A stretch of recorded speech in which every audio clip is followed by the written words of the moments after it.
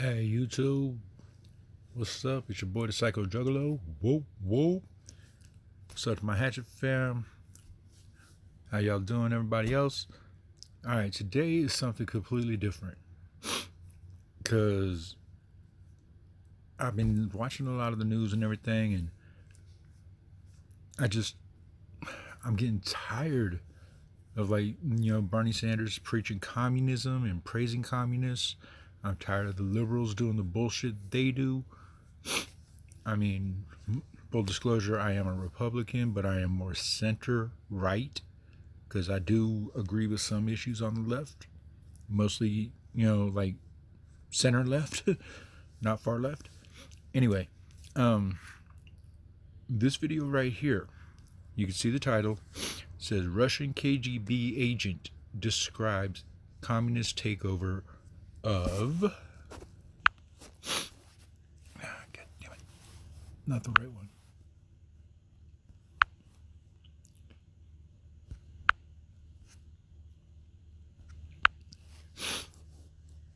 Russian takeover of America. All right. Now, you're gonna have to listen because this was done in 1984. It was published May 6th of 2013, as you can see, on channel Robert Gray. What's up, buddy? I'm glad you posted this. Anyway, so this is from 1984. Listen carefully to what this man says, and I guarantee you, you will see everything he says that has played out since the 1960s. All right, so without further ado, here we go. For about ideological subversion, that is a phrase that I'm afraid some Americans don't fully understand. When the Soviets used the phrase ideological subversion, what do they mean by it? Ideological subversion is the process which is legitimate, overt, and open. You can see it with your own eyes. All you have to do, all American mass media has to do, is to unplug their bananas from their ears, open up their eyes, and they can see it. There is no mystery. There is nothing to do with espionage. I know that espionage intelligence gathering looks more romantic.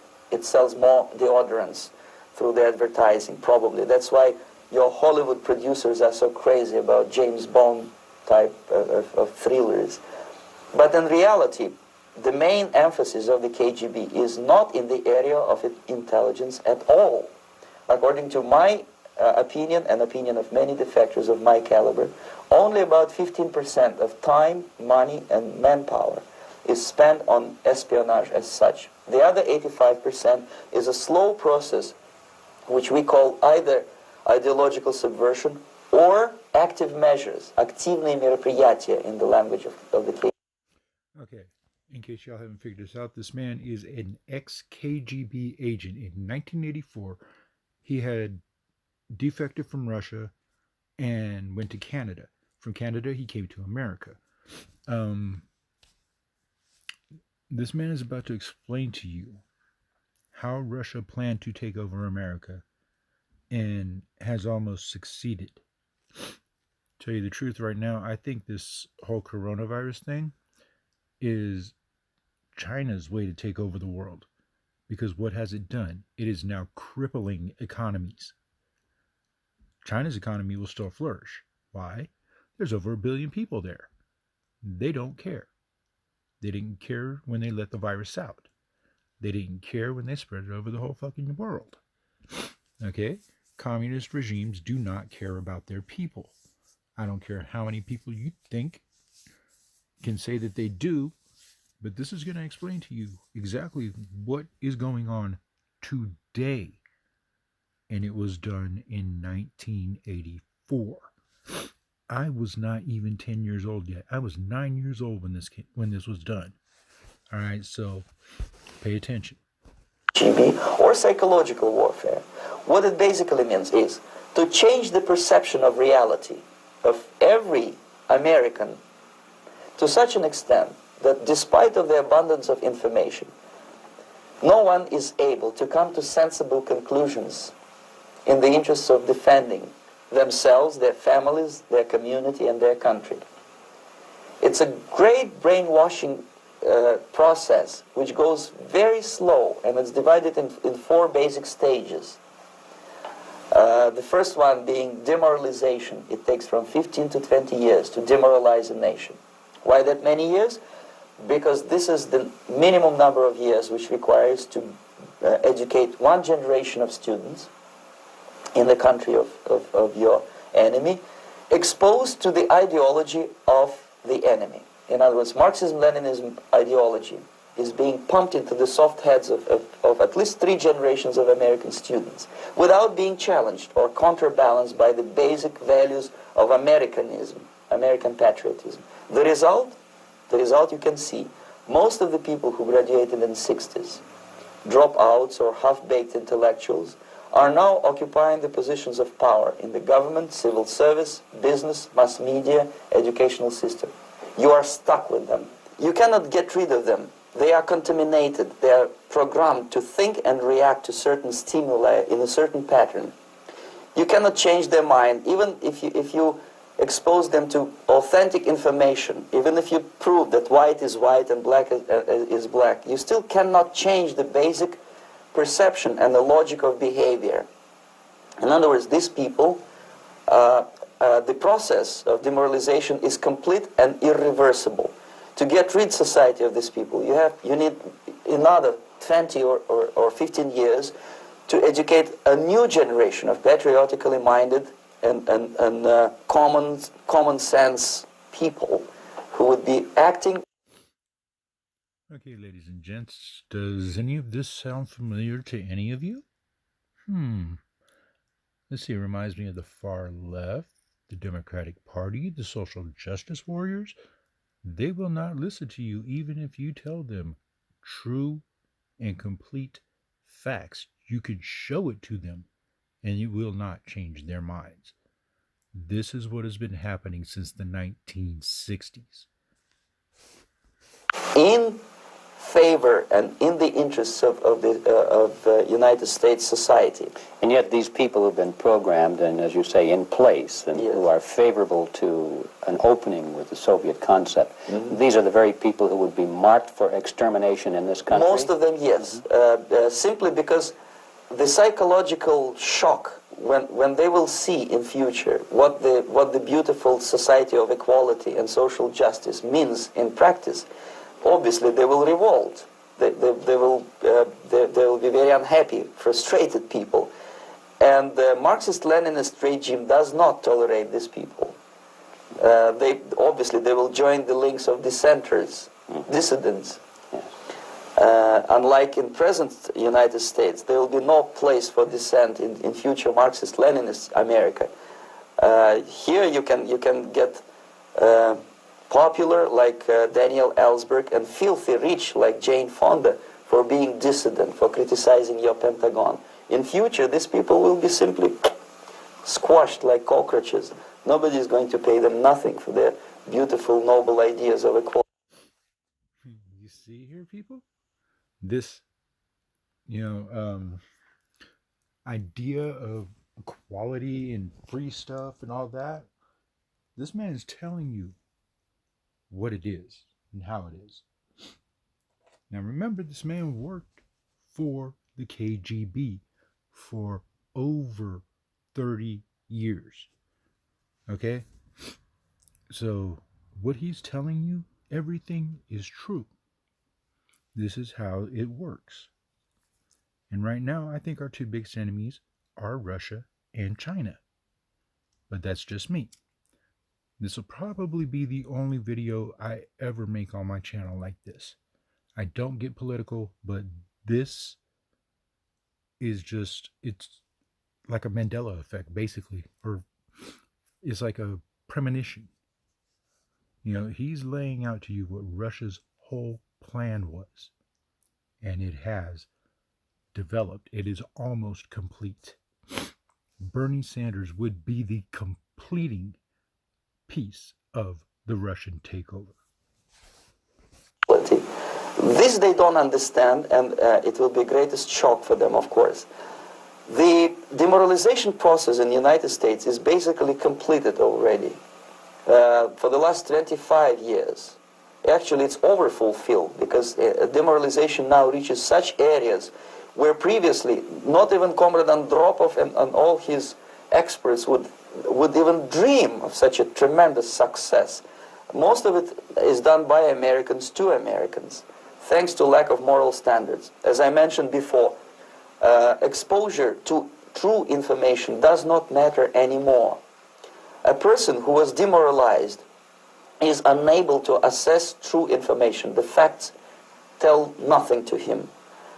Even if I shower him with information, with authentic proof, with documents, with pictures, even if I take him by force to the Soviet Union and show him concentration camp, he will refuse to believe it until he is going to receive a kick in his fat bottom. When a military boot crashes then he will understand, but not before that. That's the tragic of the situation of demoralization. So basically America is stuck. Y'all paying attention to this? Because this is only part one of the plan.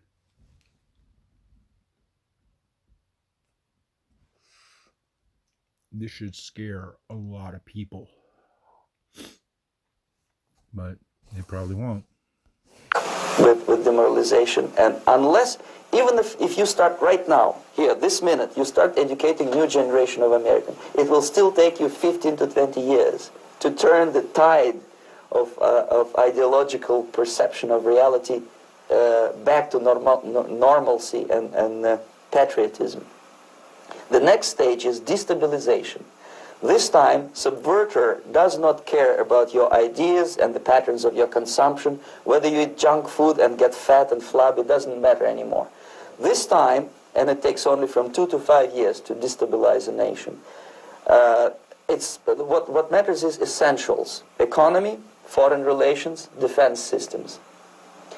And you can see it quite clearly that in some areas, in such sensitive areas as defense and economy, the influence of Marxist-Leninist ideas in the United States is absolutely fantastic. I could never believe it 14 years ago when I landed in this part of the world that the process will go that fast.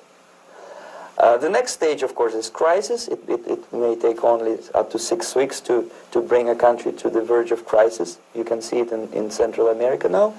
And after crisis, with a violent change of power, structure, and economy, you have so-called the period of normal. Okay, where he's talking about in Central America, this was the time that we were having major problems with the Nicaraguans. And, what was his name? Noriega. Manuel Noriega. Big cocaine trade, all of that. You had the guerrilla fighters, everybody. This was what was going on at this time. And this has been going on for a very long time. We need to wake up, people. These people are not our allies. The Russians are not our allies. The Chinese are not our allies. At least not when it comes to, helping our country. No. China right now is destroying the entire world with this virus. Russia has almost succeeded in what they were trying to do. This is some ridiculous shit. Demoralization. He's speaking about the obesity issue we have now. The everybody must be accepted thing that we have now. The trans, non-binary, all of this.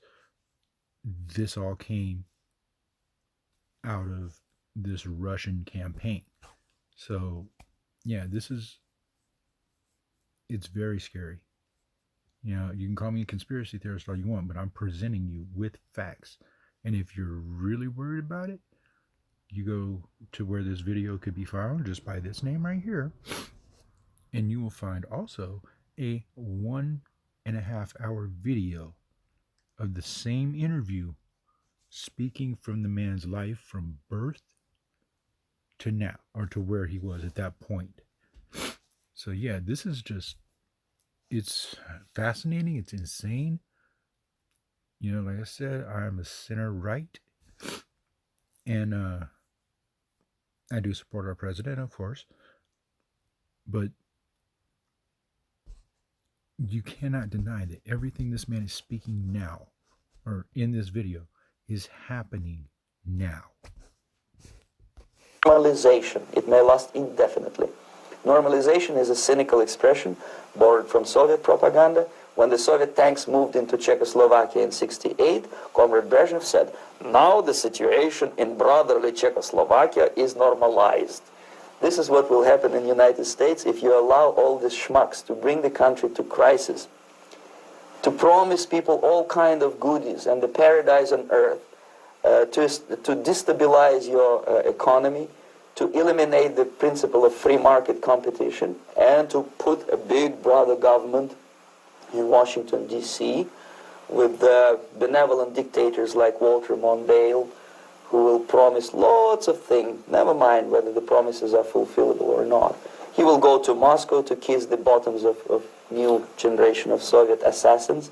Never mind. He will create false illusions that the situation is under control. Situation is not under control. Situation is disgustingly out of control. Most of the American politicians, media, and educational system trains another generation of people who think they are living at a peacetime. False. The United States is in the state of war, undeclared total war against the basic principles and the foundations of this system.